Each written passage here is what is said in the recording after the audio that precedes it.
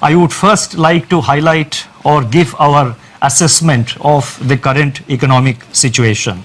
Since March 27, 2020, when I spoke to you last, the macroeconomic and financial landscape has deteriorated precipitously in some areas, but light still shines through bravely in some others.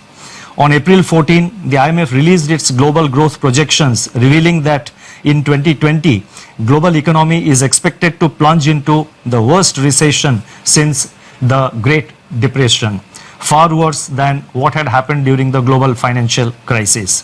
The IMF's economic counselor has named it the Great Lockdown, estimating the cumulative loss to global GDP over 2020 and 21 at around $9 trillion US dollars, which is greater than the economies of Japan and Germany combined.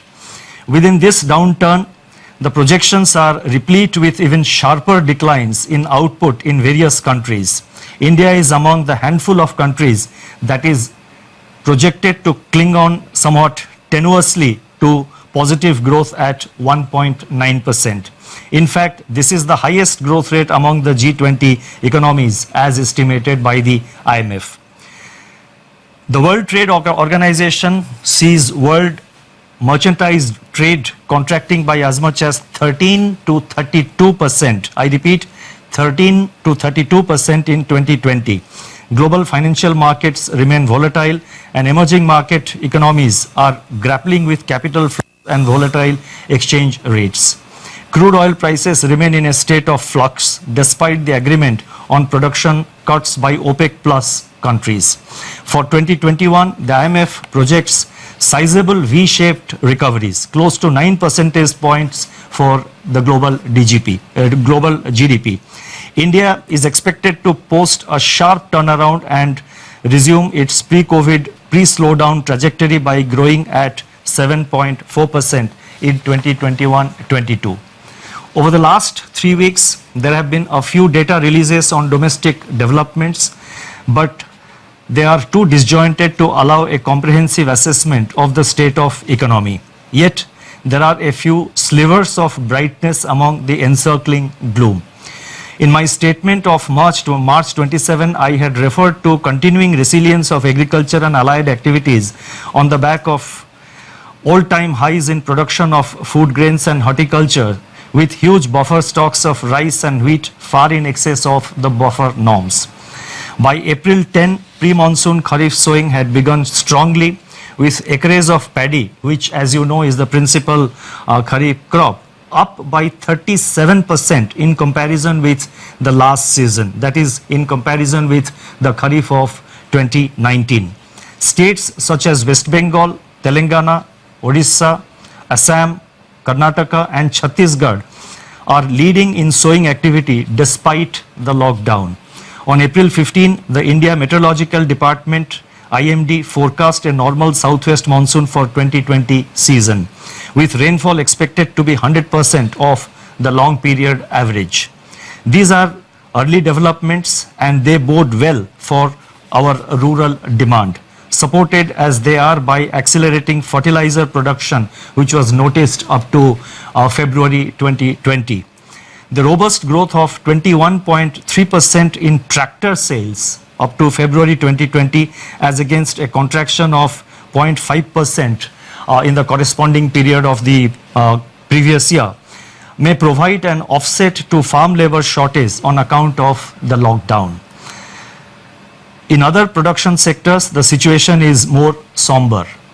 On April 9, the Index of Industrial Production for February was released, showing that industrial output accelerated to its highest rate in 7 months.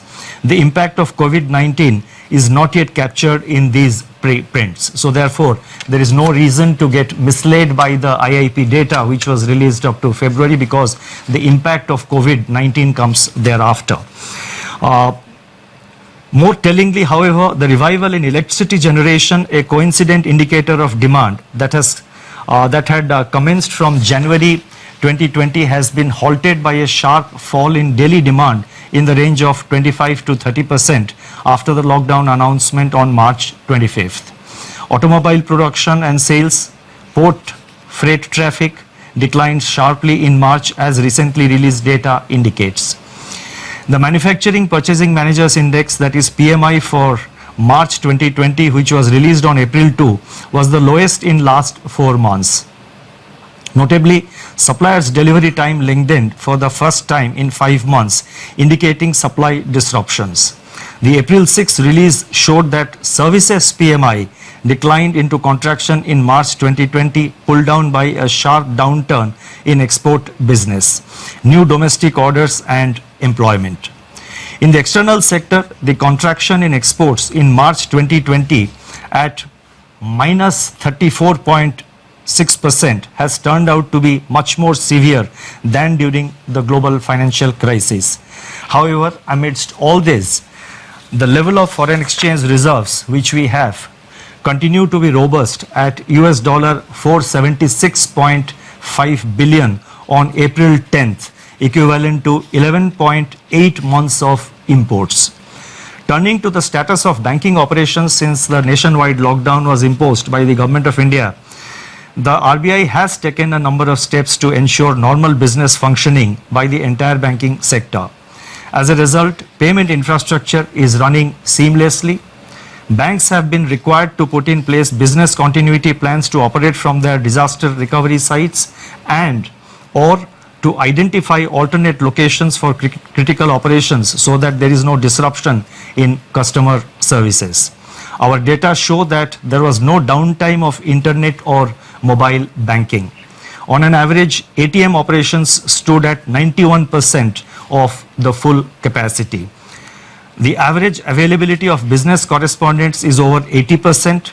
Regional offices of RBI have supplied fresh currency of rupees 1,20,000 crores from March 1 till April 14th to currency chests across the country to meet increased demand for currency in the wake of COVID-19 pandemic.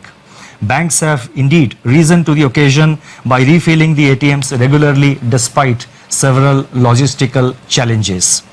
In my statement of March 27, I had indicated that together with the measures announced on March 27, the RBI's liquidity injection was about 3.2% of GDP since February 2020 MPC meeting. And as you would recall, the February 26, the February MPC meeting, the announcements were made, if I recall correctly, on 6th of February. So from 6th February 2020 till March 27th, including the announcement made on March 27th, RBI had injected liquidity of an amount equivalent to 3.2% of our GDP. Since then, that is since March 27th, surplus liquidity in the banking system has increased sharply in the wake of sustained government spending. Systemic liquidity surplus as reflected in net absorptions. I am talking about net absorptions, that is the difference between the taking into account both the reverse repo and the repo. So therefore, the systemic liquidity surplus as reflected in net absorptions under the LAF averaged at about rupees 4.36 lakh crore during the period March 27th to April 14, 2020. As announced on March 27, the RBI undertook 3 auctions of targeted term repo operations, that is TLTRO, injecting cumulatively rupees 75,041 crore to ease liquidity constraints in the banking system and distress financial markets. Another TLTRO auction of rupees 25,000 crore is being conducted today. In response to these auctions, financial conditions, now this is very important, in response to these conditions, financial conditions have eased. I correct myself, in response to these auctions, financial conditions have eased considerably as reflected in the spreads on money and bond market instruments. Moreover, activity in the corporate bond market has picked up appreciably with several corporates making new issuances. There are also some indications that redemption pressures faced by the mutual funds have also somewhat